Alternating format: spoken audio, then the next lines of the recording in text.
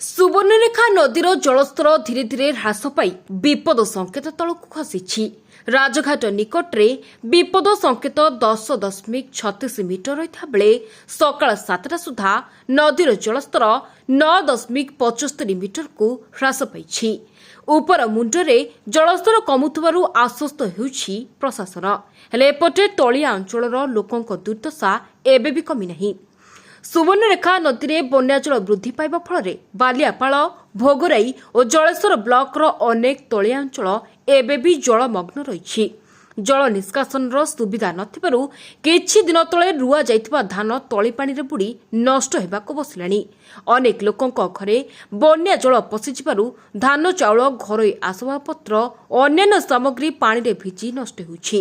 विभिन्न स्थान में रास्ताघाट उपरे प्राय 4 फुट उच्चर बन्याजल प्रवाहित होइथिबारु अनेक अंचल को जोगाजोग मध्य विच्छिन्न हो जाइछि। लोके देशी डंगा और पावरबोट साहाय्य यातायात करुछन्ति। चारिआडे पानी जमी रहिथिबारु गोरुगाई और अन्य गृहपालित पशुंक पई खाद्य समस्या मध्य देखा देइछि। अनेपटे अनेक बन्या प्रभावित अंचल में ए पर्यंत प्रशासन पहुंची नथिबा नेई अभियोग होइछि।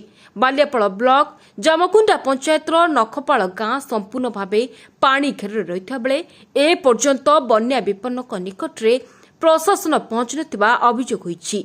एहाकु नै लोकंक मध्यरे भी असंतोष बढ़ी जाइछि। बन्या जल कमुथिले मध्य लोकंक दुर्दशा एबे भी कमी नाही। तुरंत रिलीफ, खाद्य, पशु खाद्य आवश्यक सहायता जोगाइबाकू प्रभावित लोके माने दाबी करिसेंति। बालेश्वर प्रभाकर मल्लिक रिपोर्ट, अस्मिता टीवी।